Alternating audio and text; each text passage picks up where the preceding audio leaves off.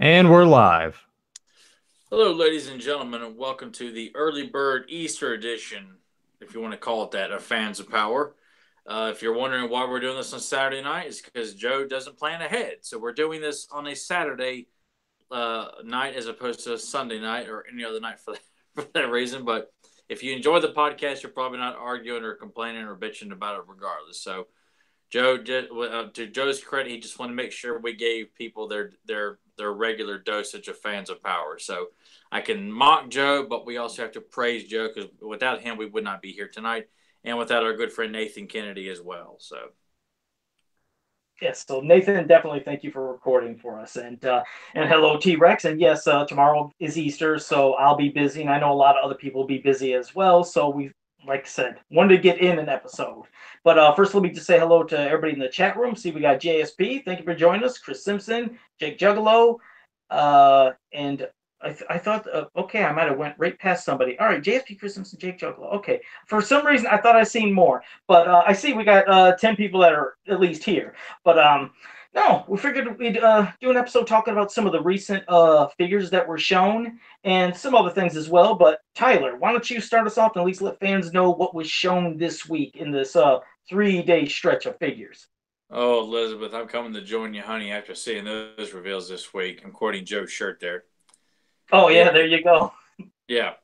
I was absolutely astonished. I'm like, oh my god, I can't believe this is what Super Seven's doing for PowerCon. So, yes, if you're just now seeing it, but well, obviously you have to have some inkling because that's how I promoted this episode for the recording, is that we are getting Chopper slash Jitsu, which is the Filmation version of Jitsu or Chopper. We're getting Spikor from Filmation with his trademark kind of goofy smile, and we are after all these years. God, man, it was unbelievable to get a 2 pack of Uncle Montork and Driel. And I just thought, okay, I'm sold. I will buy all three. There is no negotiation. I will be buying all three of these. I have to. Yes, I seen Spikor was the first one, and Yeah. yes, he looks exactly like the cartoon. Now, of course, sometimes yeah, it is. Everybody gets worked up. Some people might jump to conclusions earlier. Like we always say, gotta wait for a final product. But some people are concerned. They said, well, his trident didn't look right, or a color wasn't right, or his head. I was like, you guys did read the description underneath the figure. It said prototype shown. Final product would probably vary. So I'm sure. See, the thing is, I sometimes there's constructive criticism, and then there's sometimes just actually People freaking out. label me as like the angry guy on this podcast. Then my instant thought is, I'm buying it. I did not sit and over analyze. Oh my Yeah, god, because there's some people that, like I said, there's the nice constructive criticism, but then there's the going bonkers. Now, of course, if there's something you don't like, you just say it. Like hell, the year when they showed Filmation He-Man for the vintage style from Super 7. And a lot of people said, for some reason, his face looks demonic. A lot of people were saying this, whatever. And I said, hey, I said, if you just put a little white here and a white here, because it didn't have the whites in the eyes, I said, well, if it's filmation supposed to be accurate, I said, add the white in his eyes makes him look alive. And I said it nicely. And you know what? When you say these things, you hopefully then more people say it, it passes on to Super 7, and they can say, oh, we might have missed that, and they added it.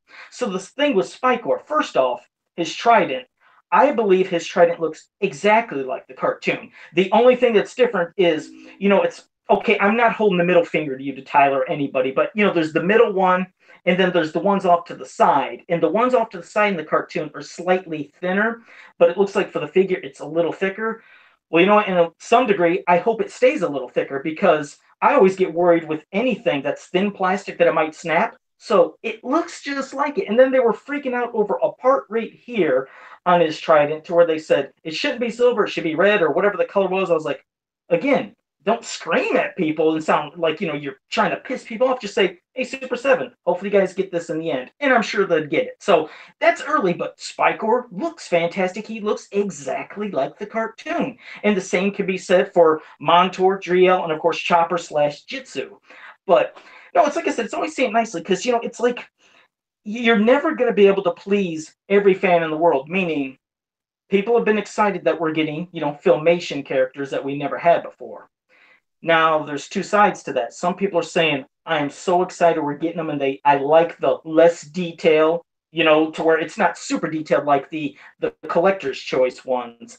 But some people said, no, I want the extra detail. So, like for example, they're thinking, okay, if we got Katrina, Hunger the Harpy, or any of the characters that might in reality have fur, they're like, well, I'd rather have the fur instead of it be smooth like Filmation. It's like, it sucks that you really can't please everybody. No matter what they show, somebody's going to want the opposite. But if Well, you're somebody that, gets their call like with Dylamug was originally going to be the Filmation sub. He's now been moved to Collector's Choice and be given more details. Me personally, I'd like to see a Dylamug with more detail. Even though he looked like spitting image of Filmation, I want my Dylamug displayed with the rest of my horde.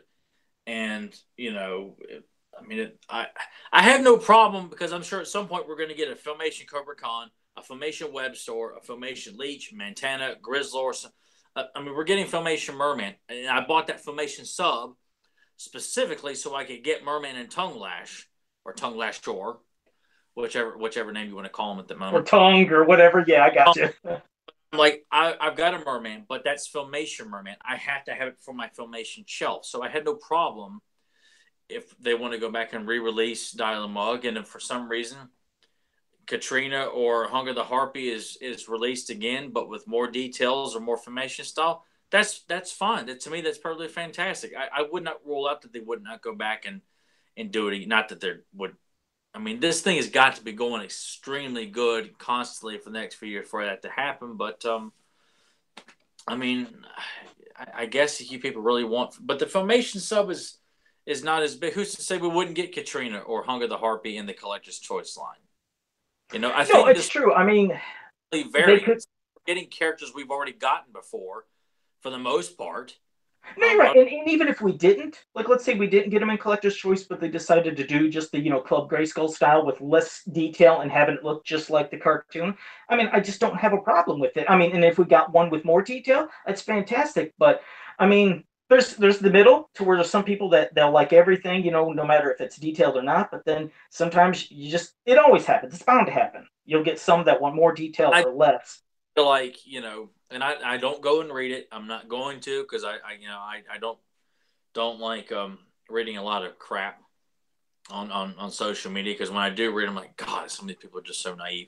Not saying that people who have complaints are naive. I just don't like reading a lot of negative remarks unless it's bashing a particular film I hope fails. Then I like seeing all the negative comments. Yeah, I wonder what that could be.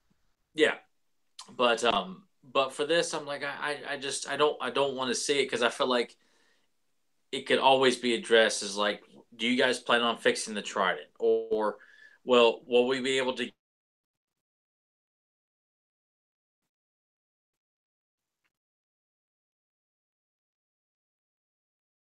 I kind of lost Tyler for a second. I can't hear him. I'm hoping everybody else can. I can't hear him for a second. Nathan, you got Tyler? I just want to make sure I'm not sitting here talking to myself. He could be talking, and I could absolutely be talking over him. Oh, I don't even have Nathan. I don't even know if anybody in the chat room. Can you, if you can message, just let me know if you can hear or see Tyler. I just want to make sure. Sorry, guys. I'll come in while I was recording. Oh, good. Okay, I thought I lost my mind a second. Okay, continue. No, but I just felt like obviously Joe has seen that the remarks are coming off. Are they coming off more aggressive and hostile like normal, where they're condemning Brian Flynn and they're condemning It's happened. No, yeah, and it happens, unfortunately, and it has happened. I've seen it in a lot of different groups, and there's also the people that are being really positive as well. It's just what I'm saying is anytime, like I said, there's something that maybe you don't like I said, constructive criticism, as I always say, is good. If there's something you don't like, just say it. But when you do it in a real negative or nasty way, it's like that really doesn't help. It just comes across as just being so harsh. It's like, yeah, let your voice be heard, and I'm sure that hopefully they can change things, and there's things that they could tweak, and they're open to listening to things. So because I looked at all of them, and like I said, just from what I seen right out of the gate, I was like, these look great, and you can only imagine what they can do with the extra little tweaking, and listening to what fans have to say. Now, I didn't know this again, it's not me knowing everything that's happening with the figures, but I thought a lot of places people were saying they're not coming with many extra accessories. Is there truth to this? Have you heard anything like, any accessories for any of them? That's probably true, and they don't need to because Jitsu didn't have any weapons. Spikor just had his trident in hand, and that's it. And of course, Montork and Driel don't need anything. So unless you're going to throw in Filmation artifacts or something, there's really nothing to be bitching about. You know, That's true. I was thinking the same thing. Yeah, that's just following the show. They don't have weapons in the show. You know, Spikor has his trident every so often, but his hand is not removed. So the trident in the show is something that he holds on to.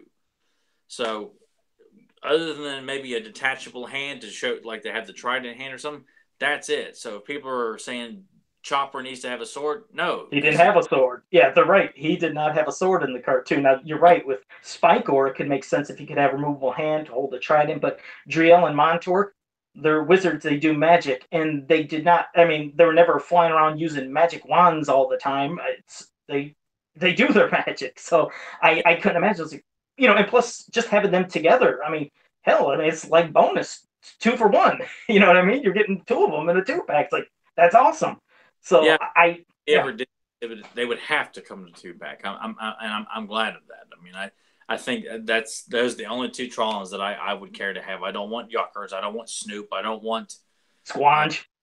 What? Squanch is another one. They have Squanch. Yeah, there's just a bunch of them. I'm like, you know what? They were like one shot characters that were forgettable one shot characters, and we've got the only 2 Trollins that I'm interested in. At least from the traditional Trollins. I still want Azrog. I'm still going to be carrying a flag for him.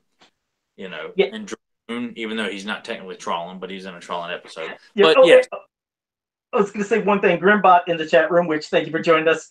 He brought up something I was going to mention. I was like, I'm not going to mention it because I don't think anybody's going to say it. And then he says it. He was like, Montork and Driel could come with the pyramid, though. But yeah, you're right. I can see the pyramid. And they could come with Toron the Magician's. Oh, damn it! I forgot what it was called. And Orca's favorite uncle, the device. The tablet that looked like it was like a badge or something. I don't like that episode, so I'm not going to beat myself up for not remembering because I like Return of Orca's uncle better than Orca's favorite uncle. You know what's funny about that? That little tablet or whatever the thing was called. I actually made that when I did my vintage Uncle Montork a while back, and I made Gark. I actually made Gark with them. I made a 2-pack of them, and I sculpted that little tablet thing. So I'm sure Grimbot would probably know it and be able to drop that in the chat room if he knows the name of it. But yeah, I could see Montork, if anything, having that. He could have that, and then, yeah. He doesn't need it because it was, I don't like Toron the Magician. I'm like, why are you calling him he's a sorcerer? But it's a stinky episode. I just don't like the Talon Fighters featured in it, which blew my mind as a kid. But and I like Montork's voice better in Return of Orca's uncle anyway. Okay. JSP, I think, is going to have to get a punch in the stomach for this one. He said they should give Spikor a parachute like the one that he had and a bunch of others in the Christmas special. Yeah, we can picture that, huh?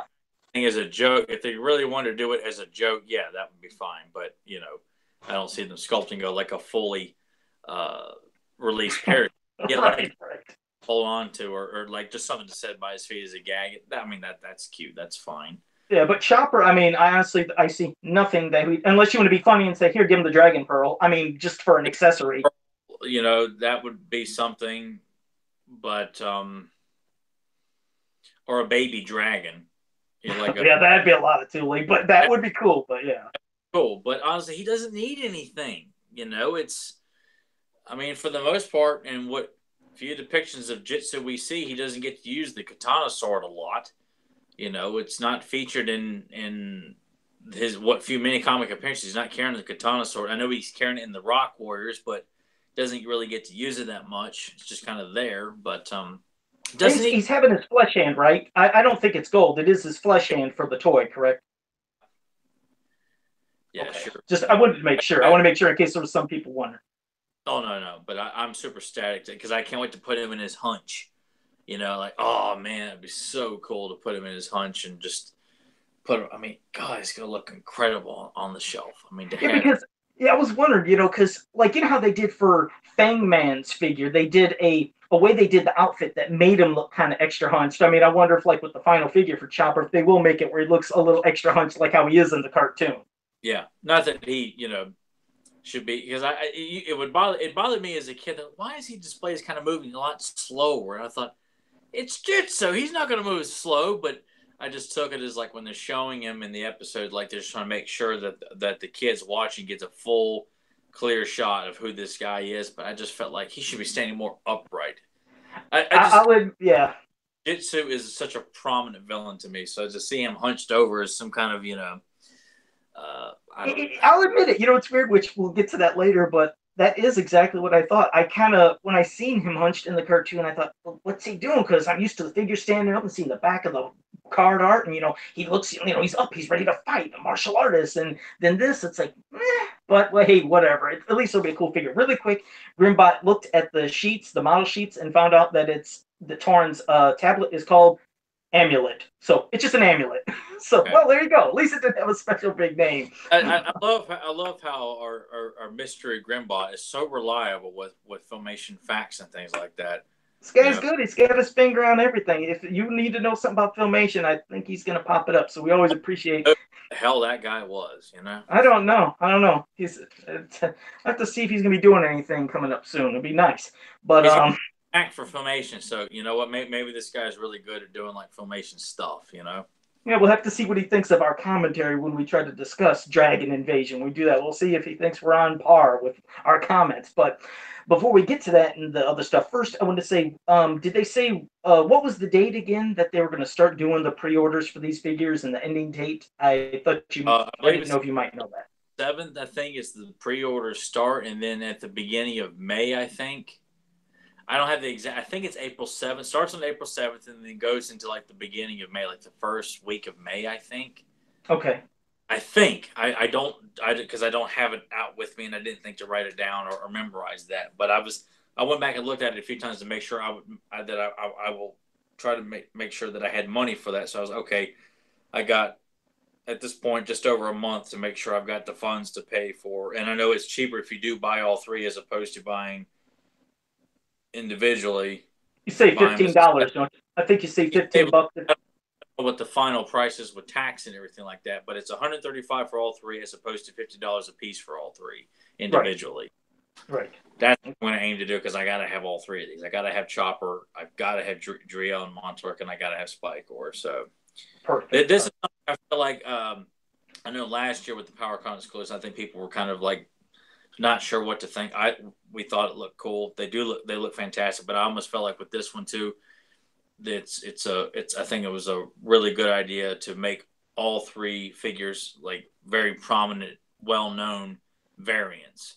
I mean, these are variants that everybody's familiar with. It's not like it was asking people to buy the guy that was in the background of Hordak's mini comic, that that guy and that one shot, just Yeah, because that's been, as I'm sure you've seen and I've seen. I mean, that was the other thing that a lot of people have been a little concerned about. They were like, oh my God, these are convention exclusives. Like they were figuring it might have been just quick repaints or reuse of parts. So there's some that are on the fence mad about that, but then some are just so excited saying, you know what, I'm going to get them either way. I find that hard to argue though because people like having reasons to buy new figures. Well, these are, I think, variant but legitimate variants. It's not like we're being asked to buy, another Snake Man at Arms, in that context where it's like, dude, this is a lame ass idea and a lame ass figure, and you're making this an exclusive, Well, also the other reason, like you said, I know before there was always concerns when there was like exclusives, like let's say at San Diego Comic-Con,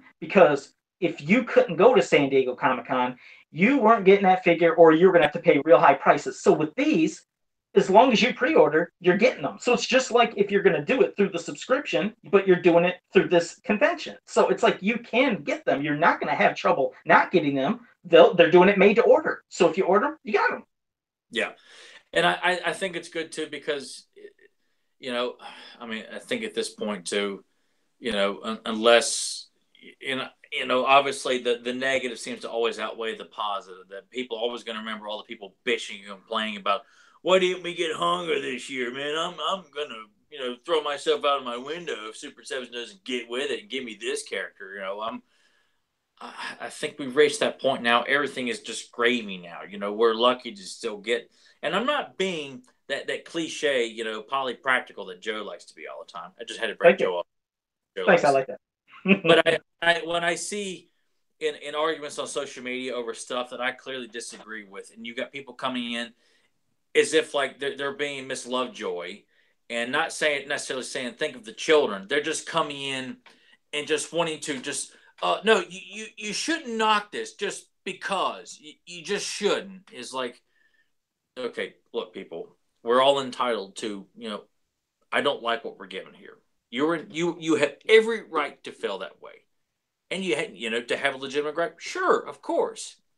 It seems silly for someone just to come out and say, "Come on, guys, don't be knocking it now," and not have a reason behind it. Just say, just you should just give it a chance, guy. I'm not one of those guys who's just going to come out and just defend it. No, no, no. I think this is a legitimate good idea because I think a lot of people were a bit, taken aback from these last year's PowerCon exclusives because they were lesser known characters, but people seemed overwhelmed when they saw this original card art of these concept characters that never got released. So to get figures of them, people were like, "Oh man!" But I think it's good that that it's variants, but they're not like cheap variants. Like that really lame version of the Filmation Hordak we got when Matty Collector was doing the line. Oh god, yeah. That and the Spirit of Hordak. I can't believe I bought that piece of crap.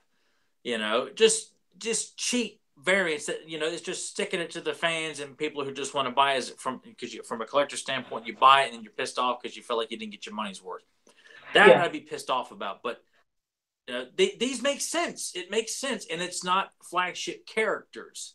Well, you know what's funny is, so I think to some degree, some of them they are, but here's why it makes it, like I said, in the rationale way of thinking and logically why it is better is, like I said, before other exclusives at other conventions, when they would be, when somebody said, damn it, I couldn't get that stupid San Diego Comic-Con exclusive, and then they would have to pay 6 times the amount or something ridiculous. Again, these are exclusives that you can get. It's just like ordering through a subscription, but it's through a convention. And think about it. You're only bolstering the ranks of your collection by getting more characters you've always wanted. You've always wanted Montork, Driel. You're getting them.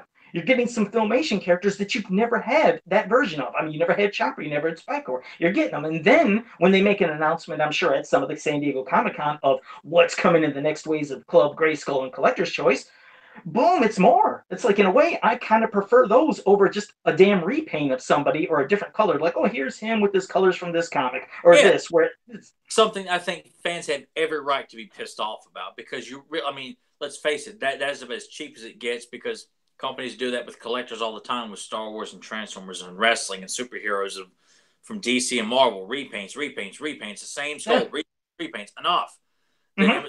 Getting new head sculpts, the color scheme and everything. I mean, I think it's brilliant. I mean, what would you people prefer? But then again, too, I didn't read a lot of the remarks. I just looked at it. I got to have it and moved on. Because I didn't want to look to see if people were pissing all over. I don't want Chopper. I want well, hell, I'll let you know when I think of it. Right. Just being a prick, because they can. And I don't know. I just felt like we've had Brian on here before, and I've still seen people pretty much call him the Antichrist. Which seems like, come on, people, God. Well, man. I tell you what, I got to give it to anybody that has those kind of positions, like from when Scott Knight looked to now Brian Flynn. I would never want that position of being in that kind of thing to where people are just always going to rip you to pieces.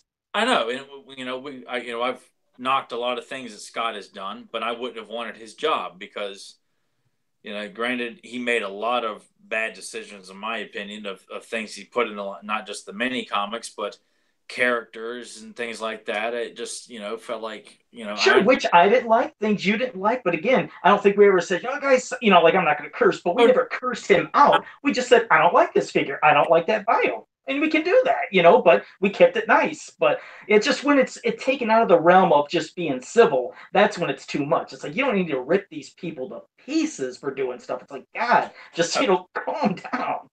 Yeah, I mean, even going back to that ridiculously bad Thunder Heyman crossover, it was an abomination. It should never have been done. However, I was very critical of the writers on that, in saying they had no business writing it. I did not attack them personally, and I would not have gone into a cussing fit about them directly, but I felt they were not the right people to be writing it. That And was a bad crossover, very bad crossover. and yes, I was very unhappy with a lot of things that Scott did, but he's also responsible for making sure that we got, once he's like, okay, look, we they did fix it and stopped giving us, because the sales were declining each year because casual fans didn't want to buy, Flip Shot and Rio Blast. Like, oh, I got my Rayman, I'm done. It was like, all right, you get out of here. Never did get a damn meteor though. Not one damn meteor. If anybody should be ranting, it should be me. I should be losing my mind. Yeah.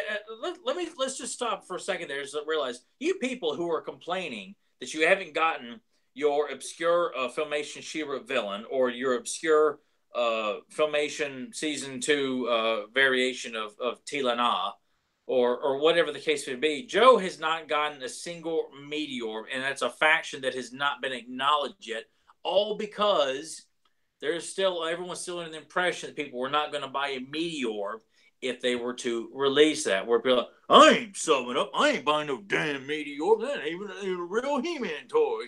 But you guys are hung up on, I gotta have, oh my God, this the sorceress posed like this. I have to have it.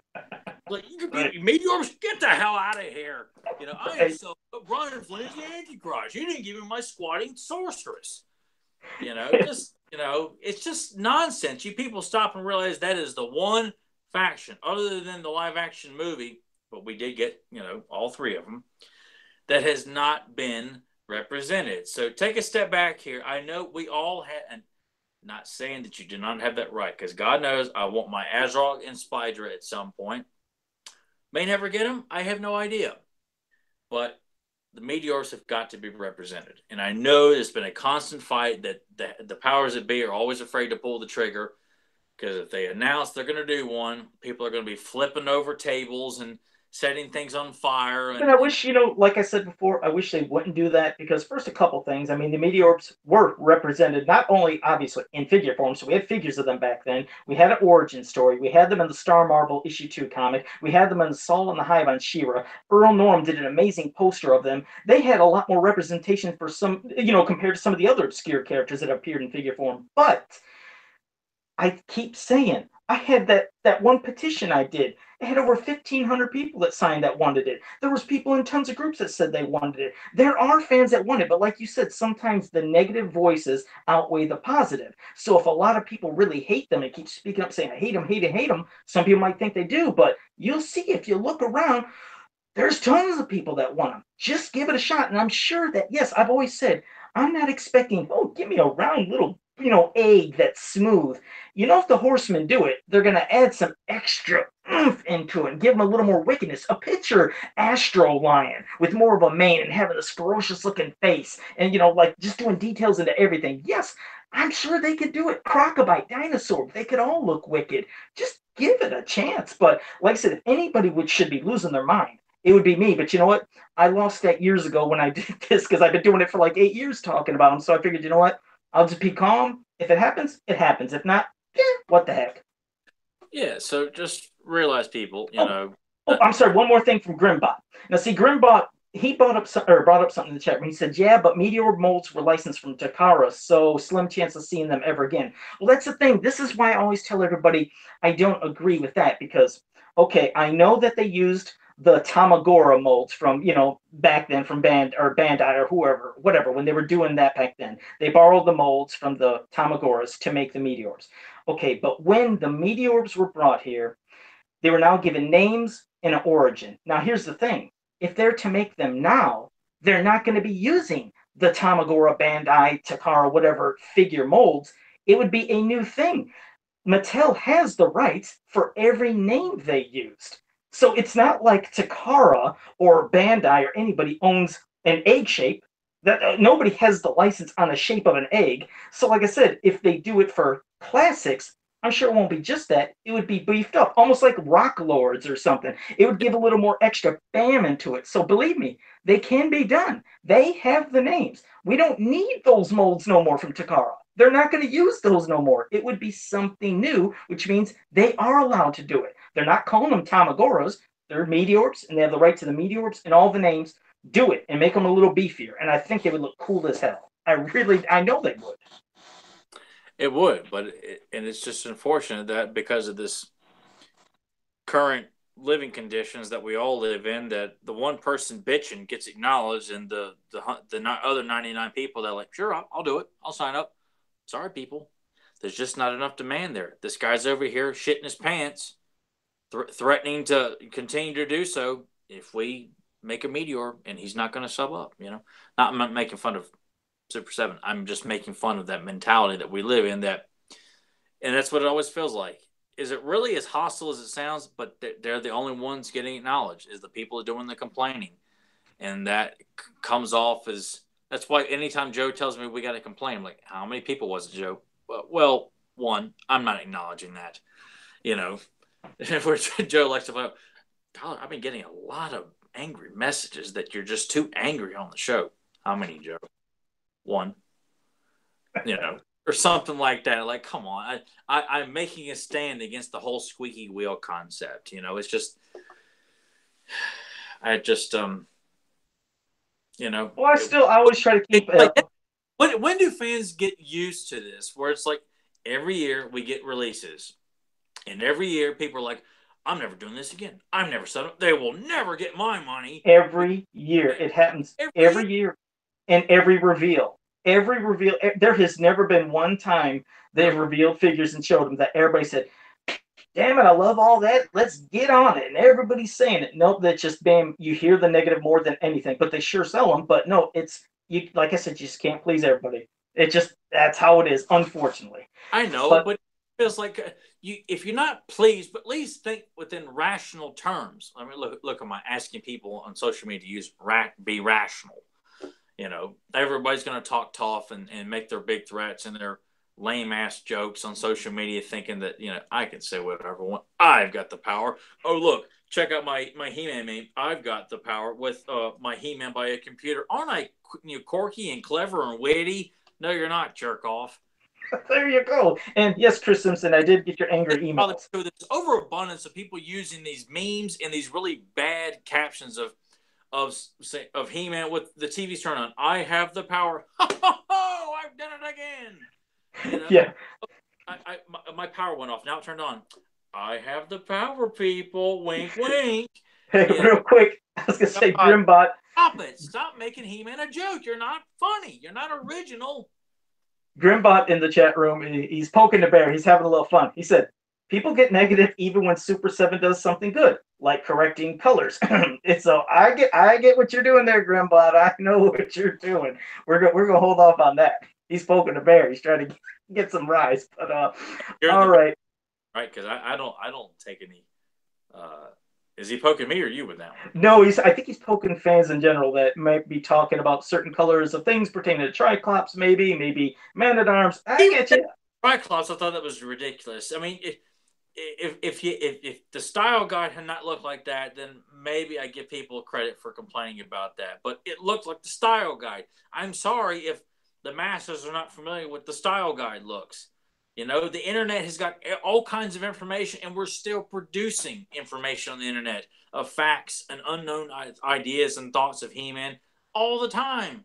But yeah, and which another thing I mentioned, which also he said before, and depends on the where you watched it, what country you watched it, the quality of the tapes. All the characters in a lot of episodes always had different color tones. Sometimes they did, even from Teela. I mean, there's just different ways they appeared, but like I said, that would be a whole nother rant. So, all right, well, now that we finished that up, since we were talking about some of these exclusive figures, you had a good idea for an episode that we can do commentary for to discuss because of that. So why don't you tell everybody what episode, how to do it, and go ahead, Tyler.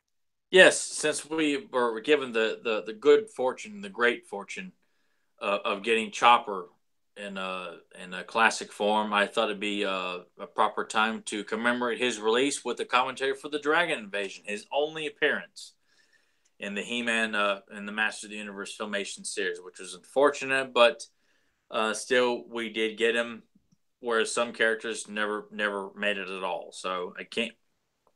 It's disheartening, but also like, you know what? At least he did make the ranks. He did make the cut. Yes. But we are here to do a commentary for the Dragon Invasion, people. So uh, I believe Nathan has placed a link in the chat if you want a direct link to that. The episode is available on James E Talks of He-Man official YouTube channel. It should not be hard to find. Just type in He-Man Dragon Invasion. I think other people have got it posted as well. So Yes, yes. if you want to pause us to get it loaded up and come back, And you can do the side by side. You can split screen it so you can hear us, listen to, watch us, and do both if you want. That's what I do. I always have to split us apart on the computer. All right, then. Well, Joe, are you set? I'm all set, so you can tell everybody how you do the 3, 2, 1 countdown. And all right, I will count down from 3. When I say play, hit play at the same time when the Filmation logo go. There may be a slight delay because there always is based on what Joe watches and how I watch it. So we'll right. try to be as sync as we can here. So 3, 2, 1, play. Bing. All right, there we go. Okay. Oh, I miss this being on TV. Boy, do I love. But I didn't get to see it as much on TV. I saw more on VHS, of course. Of course, like I said, Tyler and his. And fun fact for this too, that the VHS release, I'm sure some people do know. I'm pretty sure Grambot probably knows, especially with who he's friends with too. I'm sure he does know. But the VHS release of this episode in the U.S. Had the alternate opening sequence. Oh, it did? It was only available on that VHS. That's the only time I ever saw it. I've heard others acknowledge it was only available on that VHS. Was just for the Dragon Invasion and Curse of the Spellstone VHS tape, which is easy to find on eBay, and that footage is on YouTube as well. That alternate opening, James C Talks even uploaded it too. So it's a cool. Yeah, I was going to say that would explain why I never seen it, because again, remember, I didn't rent these tapes. I just watched them on TV all the time, so I missed out on a lot of goodies by not renting. But who would know? When you're a kid, you don't know. You don't have the internet to search and find out. How would I know? But you find out years later. And you're like, what? Wait, that's different, And then you just kind of go on about the episode here. But and see, Michael Reeves, who wrote this, who did quite a few good episodes, like She Demon of Phantos, to name one. He also worked on New Adventures in MYP. I always like seeing new locations like this. Anytime there's something that looked different to me, because I don't know how many times that scene has been shown, but anytime they would still carrying dragons, this whole setup. So it got used again, but this is a very prominent use for it. Yes, it's always detailed. And then I always like the perfect setting of all these eggs. How they went, because you wondered what is going on, what does Skeletor have. Anytime there's something new just going on, you just got intrigued. Well, I think that is an intriguing thing about artifacts and things. Just find out what is going on. And it's this whole thing with the Dragon Pearl. So I like the idea of setting up that Merman found it and all he gave him was some Eternian silver for it. It just it's a little position that kind of shows you just like we don't have time to share how he got it, but that's how he got it. I like that. And we've discussed it before, but right here, Beastman commending the Mother Dragon.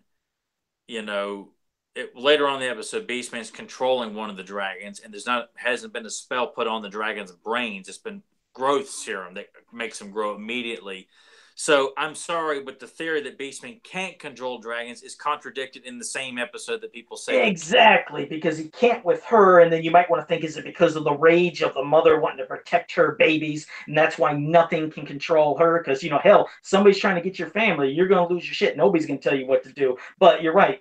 Same thing later on in the episode. He's controlling the baby dragons. Maybe it's because they have little baby minds still, even though the growth serum just turns them gigantic later. But yeah, you're right. It's always, he can, but he can't. What's going on? And that what we just saw there, Beastman challenging Skeletor. We don't get to see that too much more after season 1, and it was always fun to see it. Just kind of like I'm gonna kill you, son. I miss it, and I miss that stuff.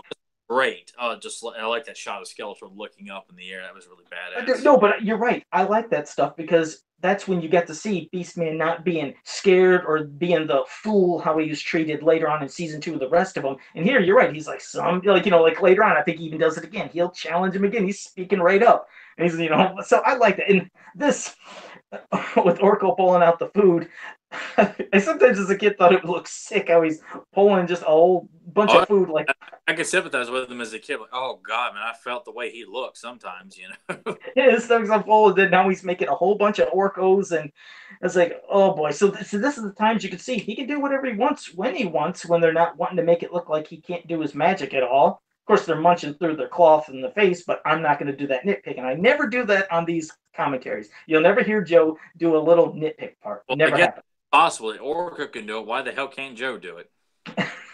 Right. So there you go. You got four of these Orcos, which, and it of course always leads to the morals. It's always the foreshadowing that, when Adam has to say, teamwork's the answer, it's like you always know something's coming. I didn't know if you caught on, even as a kid, I did. When there was those kind of things that happened, you knew it was foreshadowing, like, okay, something's going to happen later to where this is going to come up. Yes, I'm sure that Joe, at his age, was thinking the exact same way when Joe was 5 years old watching these episodes. Sure, I was good. Well, I wasn't that young, but no, I knew about the foreshadowing. I knew when they would purposely say something. It's almost like in cartoons when they would show a piece of. Oh wait, there you go. So you see, Orko did something good, but now you wonder what is going on. He's like, that ain't part of it. And there's one of the eggs.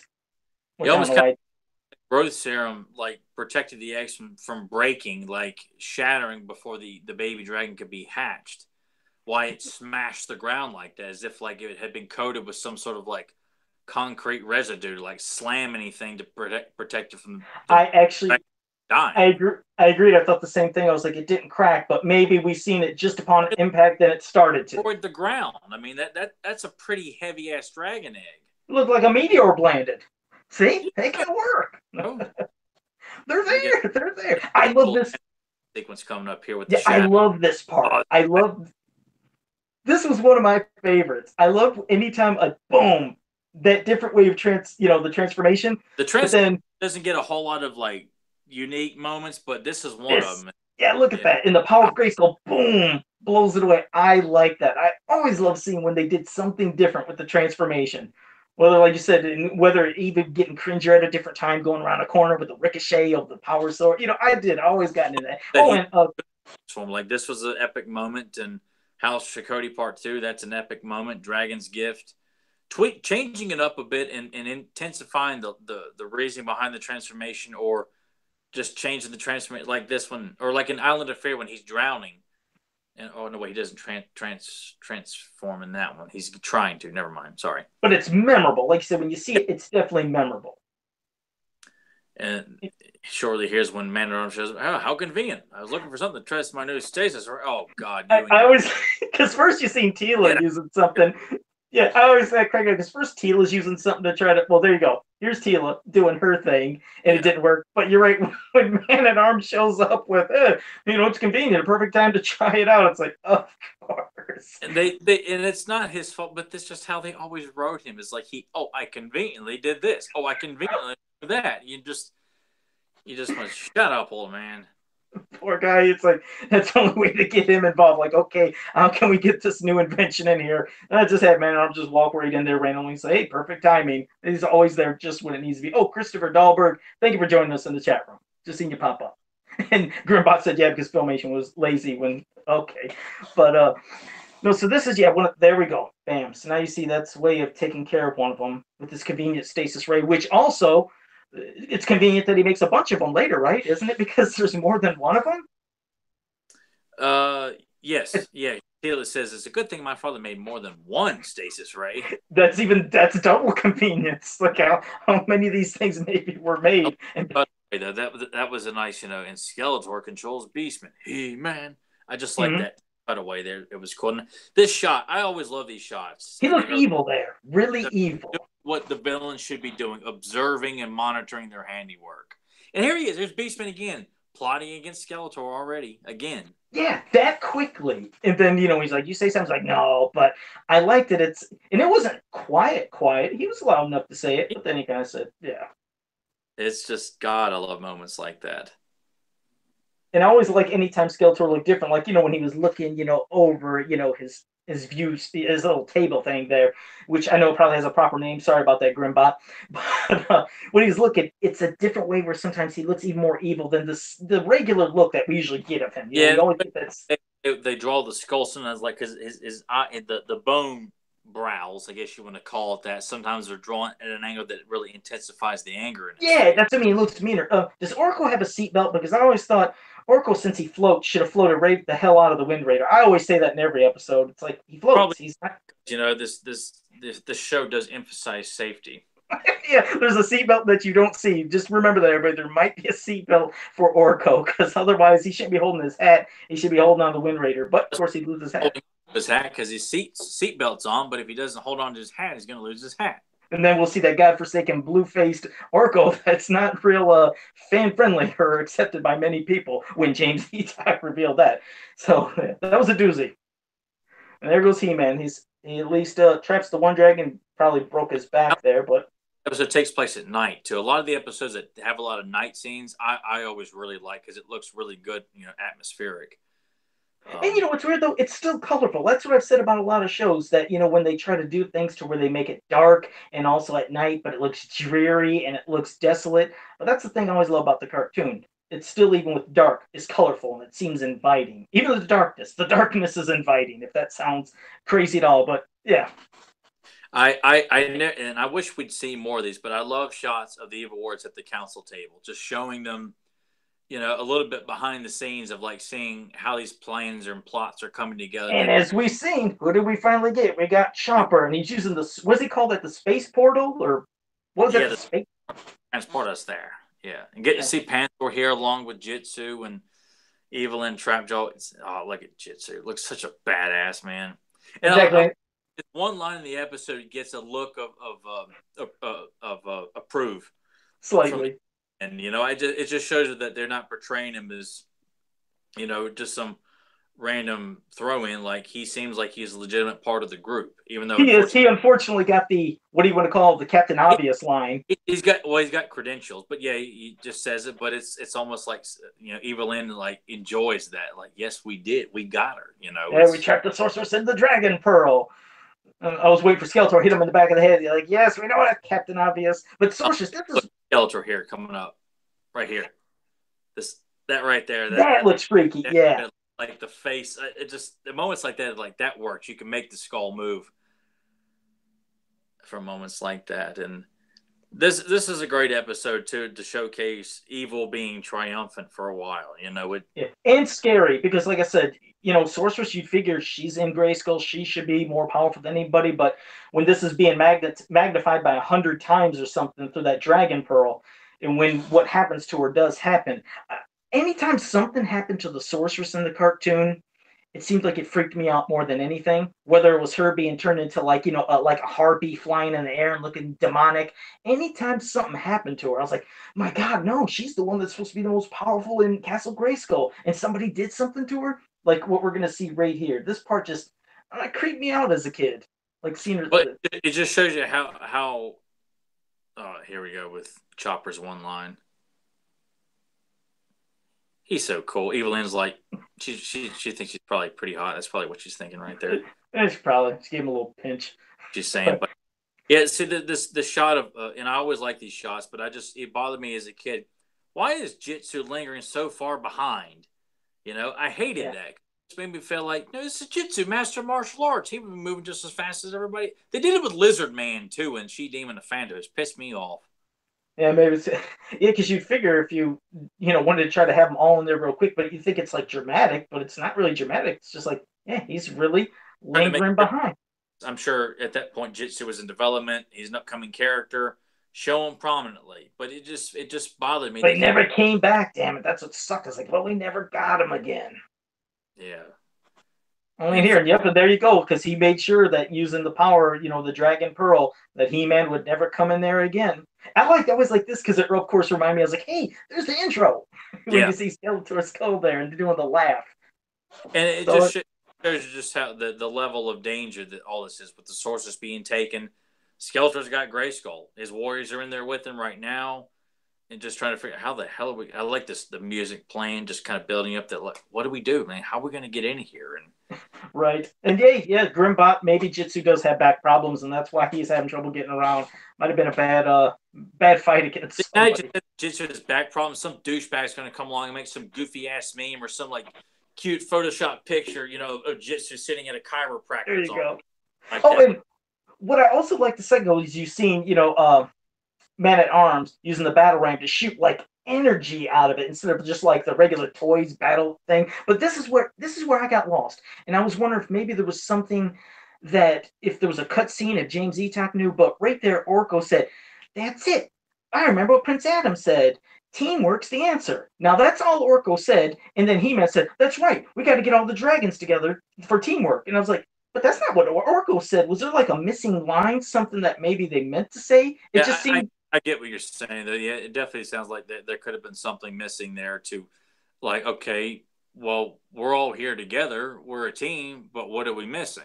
We need extra firepower. I always felt like there was something missing in that line, but we get the gist of it. And it's now He-Man and Teela, were they going to get the mother dragon? Where were they going at this point?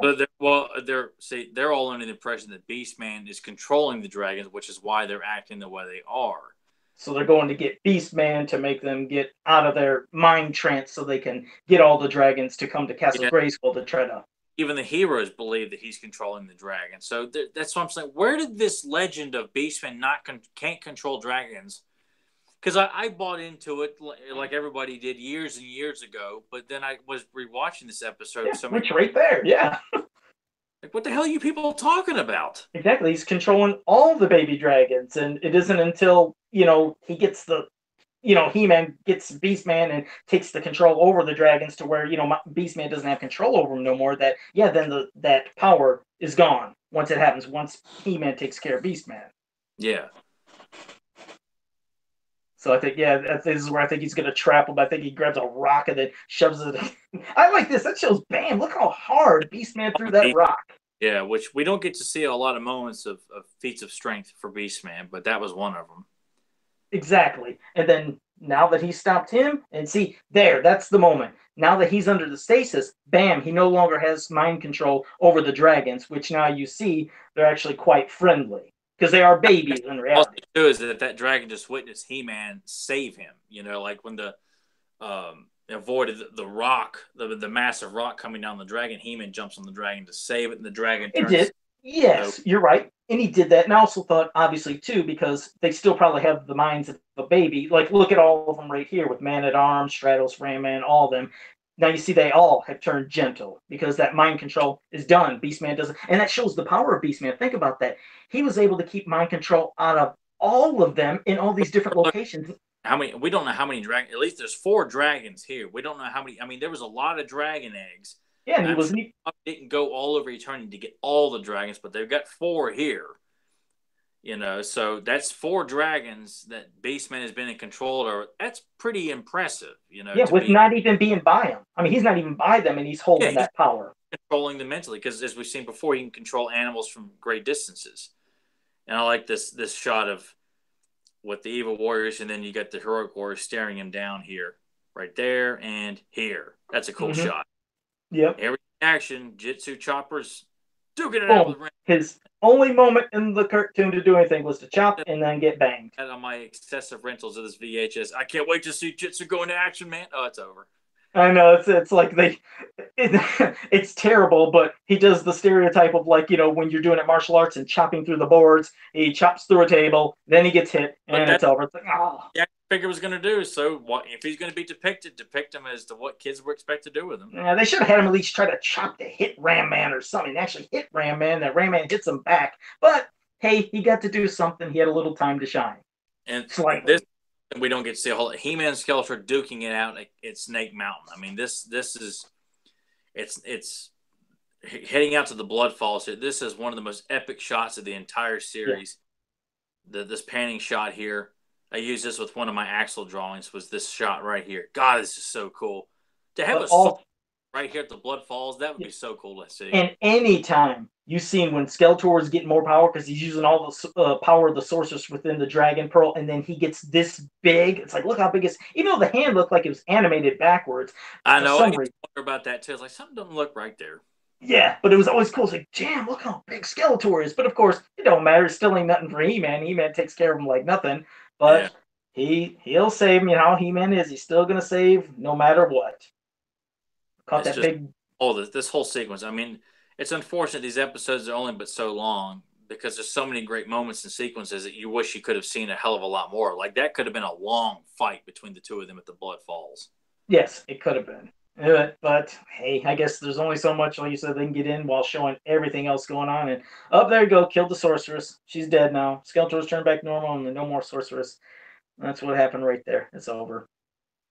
I like this device on his power harness there. You know, it was always cool when they did that. You know, when they tried to, incorporate whether they hit something on their wrist or they touch something on their armor. It's like, hey, it's a button. It's like, He-Man. Decided to go because he just left Snake Mountain. Does he have another hideaway, or does he go to pick up the rest of the evil? Well, no, the evil warriors leave through a portal that Evil Inc creates. So, kind of makes you wonder, like, where the hell does Skeletor go? He left his own home, like his own sanctuary. That's a special sanctuary to get away from everybody when he doesn't want to be bothered. He hits the button. It probably takes him like his version of maybe the man cave or something, where he has things he likes to do when nobody else is around. Or he like goes to fish or something like that. He's like, Picture that. He's in his little fishing retreat, drinking back a couple beers that just keep coming right out of his mouth and dripping down his outfit. Just falling asleep while he's not catching anything except bones, like the fish bones of fish or something like that. There you go. But there you go. So, well, they saved the day.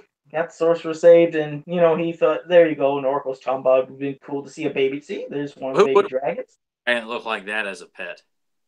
Yeah. So the mother still does have some little babies that she could take care of and have them actually going through their little baby stage all the way to adult stage. The other ones might look like adults, but I'm sure she could still train them. And that was always a good panning shot away from Castle Grayskull. I always liked any different view of Grayskull. I mean, yeah, and that's one of the great things about this show. That panning shots were done in so much. They're done in a lot of cartoons, but they were because of the beautiful backgrounds that this show was given. It just makes them look so much more epic in scale, and that there's such a vast world of deep mythology just on the panning shots alone. There's so much detail put in the show that people just don't really seem to stop and take notice, or they're oblivious to it, or they're unaware. And the moral of this story wasn't about teamwork; it was about treating animals kind and respect. So that was the moral of that episode. So it wasn't probably what a lot of people thought. Animals too, so I appreciate that. There you go. So that was a good one. I'm glad you suggested that because, like you said, it tied right into the exclusive figures that were shown in Chopper. So you got to see everybody that's listening and watching. That's the only time you've ever seen Chopper in there, who was never even name dropped as Chopper or Jitsu, but as from. I like giving James so much credit because, and for fun fact for people who have not visited his channel, that was originally supposed to be Strong Arm in Chopper's place, and Chopper was also called. Strong Arm was called Chopper in the storyboards, and if you haven't seen it, there are storyboards with Strong Arm in Jitsu's place being called Chopper. So Strong Arm was originally supposed to be in the Dragon Invasion as the fourth member of the Evil Warriors. So it would have been interesting to see Strong Arm in this episode to see him in 2 appearances, but we wouldn't have gotten Jitsu/Chopper. So yes, and like I said, we would. Well, you have to thank James for all that because nobody would have known that his name was going to be Chopper. That would have never been known. It's just, it's great that James in the series Bible named Chopper, but it's not given a description of what the guy looks like. Exactly, that's what I mean. So it's so great that he was able to acquire and preserve and have all the this history for the Filmation stuff to share and show with everybody. So you definitely always have to thank him for that. So that's amazing what he shows, and of course we'll eventually have the return of Faker with him and a certain mystery guest that's working on that's making that return of Faker look amazing. So we're all waiting, anticipating. We're pins and needles here, waiting for that cartoon. So, and hopefully, and will make some sort of miraculous cameo. I don't care if he's just walking by carrying a cake or something like that. If that's successful, God, I'd love to see Jitsu brought back and used in a much more prominent, role. That'd be awesome to see that. Or some characters that, I guess it would only work. I don't know what they could do. The powers that be behind that, what obviously is this takes a long time to do, so it's not like they can just keep whipping these things out. Right. But it just kind of leaves you open to like, what can they potentially do? Can they do one that features a more Chopper? Can they do more Strong Arm? Can they do more Icer? Can they do more Lizard Man? Can they do Cyclone and present them in a better way? Ken I Moss. still say this is me putting it out there. I mentioned it before, and when Tyler heard it, he said the same thing. But I'm gonna say it again in case James and any mystery guest out there that might be watching, listening. You have to draw the scenes from the House of Shakoti that was only storyboarded but never drawn and put into it. Please add that detail and just make one nice, good, fluid House of Shakoti. Oh man, I'd love to see it. Yeah, just to see it animate, even if you don't have like because Mask and Chakotay were only used in each one episode. It's not like their dialogue, matches the the dialogue that was in that opening sequence, but just to see it animated the way it was supposed to be with the nomad running away and stuff, and on the slow toe. I mean, God, I'd love to see that. I've watched those videos a lot because it's just fun to just imagine what that would have looked like in full color with Sure. actors and everything. It's a blessing we even got to see what it looked like storyboard wise with proper music and everything. So Again, thank goodness he has that stuff. That could have been lost throughout history and just thrown away with a lot of other stuff back in the days, and people maybe would have never seen it. So thank God he had it, preserved it, and shared a lot of stuff with us. So I guess there's anything that they're always crossing fingers for what could be in the future. So, yeah. but well, before I pass it to you to do any of your final wrap ups and shout outs, I did want to mention next week we're going to be having Mark Taylor on and Rebecca Taylor be on as well. And oh man, we are going to have a blast just hitting them with so many different questions. Hope you guys are here to be live with us. And then if there's questions you have towards the end of the show, we'll shoot them right towards them while we're doing it live. But oh man, to have Mark Taylor on this show and Rebecca to pick the brains, oh man, I cannot wait. Yeah, I'm still in shock over this, and I mean, I hope I don't pull a Garth and just kind of freeze up and. That won't happen. You guarantee that ain't gonna happen. Just one of those things. You're like, oh my God, man, this is really happening. So, yes, yeah, we anticipate it. It should be a blockbuster of an episode for not just us, but for listeners and people who love hearing trivia and fun facts and behind the scenes of, you know, why the hell was Zodak never figured out to be whether a villain or a good guy? What are your thoughts when you're creating these characters and stuff like that? That's the kind of questions that we're gonna ask, from a creator standpoint that him and his wife got to work on. Yes. So we got questions lined up already, and try to make it as entertaining as possible for people. Definitely. So, well, what do you got to close with? Any recommendations? Anything else you want to give? Any shout outs to anybody? Anything? Obviously I'm plugged the hell out of these PowerCon exclusives and the PowerCon tickets. I think they go on sale around the same time. So if you people are interested in going, tickets will be going on sale for that around, I think, the same time as the PowerCon exclusives. I apologize for botching that information if I did. I'm not the best spokesman. I try to, be as supportive as I can there. So I hope I got the information right, but forgive me if I got it wrong there. I always like to promote the hell out of Kevin Sharp's artwork. He's available on Facebook. Axel Jimenez, promote the hell out of his artwork. Joe Amato's Customs, hopefully get people asking to do something other than something Smurf related. Come on, somebody pay this guy to do Dinosaurs, Silverhawks, Bionic 6, anything but, hey guys, I got another Smurf. It's Faker. I'm like, oh God, Joe. What, you told me you were going to do a werewolf He-Man figure. I can't think of the last time I showed a Smurf one, but I do have a Silverhawks coming up, and I have more horror ones coming up, and I have a lot of different things for people that they have asked me to make. Some things I never would imagine doing. So, I just said so many times, like Joe's releasing another damn Smurf. I'm like, Joe, man, of all the things I've ran by you, and Joe's like, yeah, sure, Tyler, that'd be fun. I'm gonna do that sometime. And nothing I've ever suggested has ever come to fruition. Even when I say, Joe, I will pay you if you will give me my version of Hero. Sorry, Tyler, I've got Smurfette. I've got to make a Chakotay, a Teela, a Sorceress, and I've got to come up with some other excuse to get out of making this figure for it. That I came to you first and said, Tyler, I'll be more than happy to sculpt you a Hero figure. I'll charge you $300. I'll get some of these, I promise. But but as for recommend, I mean, we'll do essentials again some other, in the coming weeks. But I want everyone to have a safe holiday, over the weekend. If you have time with family, have a blast. If not, you're enjoying time to yourself with your significant other or time down to yourself. Enjoy the hell out of it. Watch some He-Man. do like last year where we decided to watch, Hunt for the Quest for He-Man with Plundor, and it turned out to be a bomb of an episode. There you go, Bo. Well, let me first. Like that episode, like nobody watched it. Nobody watched our commentary, and nobody listened to our comment or the discussion on the media. It was like we completely flopped at Easter. Our egg was a bad egg. Bad egg. There you go. Well, let me say out there first, I want to say wish a big happy birthday to two people. And that's Colin Culp and John Ideas. I hope I said Ideas? Ideas? You know what's weird? I don't know if I've ever heard his last name pronounced. But man, I hope I said your last name right. So big happy birthdays to both of you guys.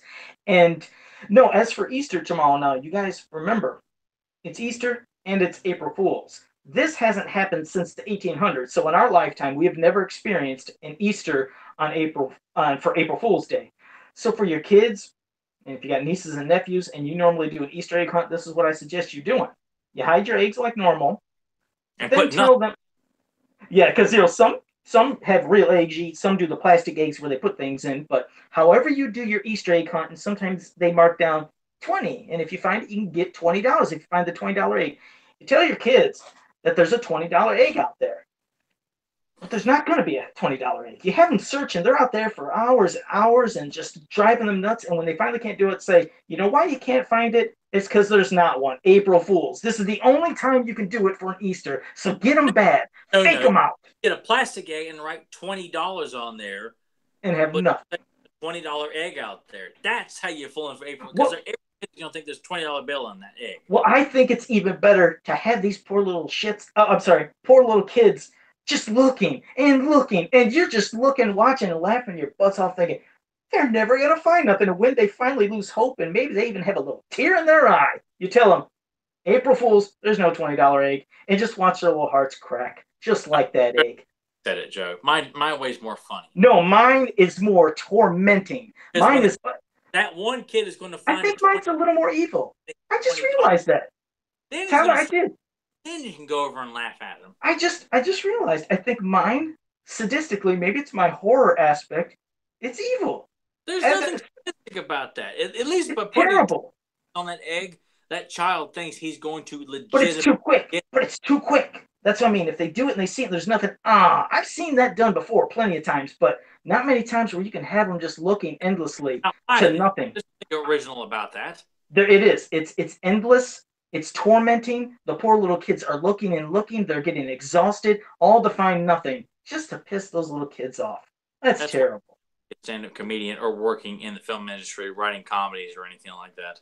I'm doing well. That's what I said. Mine's a little more twisted. I have the little more evil side. Or sadistic or evil. It is. It's having them looking endlessly. You would not be a one-shot. Picture them exhausted. Yes. Tormenting the widgets over your maniacal plan. Yes, Jake Juggalo, you're right. It is ruthless. Ruthless Joe Motto strikes again. I agree. You're right. It's terrible. It's terrible what I'd do to them because they'd be exhausted. They would be angry, and that's why we're going to have it done. So you got to do that. Tell them to look for something that's not there. So thank you, Jake. You're right. That was ruthless. I had to be a little ruthless, but hey, you got to do it sometimes just to drive the little kids crazy. They torment everybody else. You got to torment them for an hour, having them looking, and they never find nothing. Yes, so you're Pritchard. What's that? I said you're quite the Bruce Pritchard, aren't you? Bruce Pritchard from wrestling. There you go. Yeah. But okay. That's not Ultimate. Who's that? There you go. All right. Well, again, everybody, thank you for joining us in the chat room. We hope you enjoyed this, and of course, hope you'll be here next week. And I'll say my quick things like I always do at the end, and that's go to fansofpower.com, go to popculturenetwork.com, go to hemanworld.com, and on Facebook, go to Masters of the Universe He-Man is your ultimate fan group. All great places, all great people. So until next time, have a powerful day. OGW, my brother got a doctorate in law there. Did you pledge? Yes. Every morning.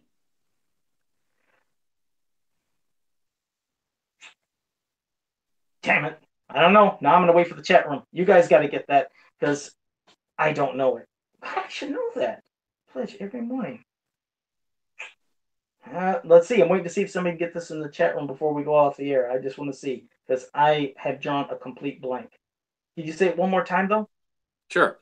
OGW. My brother got his doctorate in law there. Did you pledge? Yes. Every morning. Why don't I know this? I don't know it. Nobody else is. Damn it! Nobody's getting in the chat room. Maybe they don't either. Okay, you're gonna. What is it? Tom Hanks and Big. Oh God, that was when he was signing out, doing the forms when he was applying for the job. And he said, "Did you pledge?" You go, "Yes." Every pledge into the God. I love that. Oh man, I love that. Because I also remember he was sitting there and he forgot some numbers in his social security and he just rambled off. Damn. Okay, well, you got me.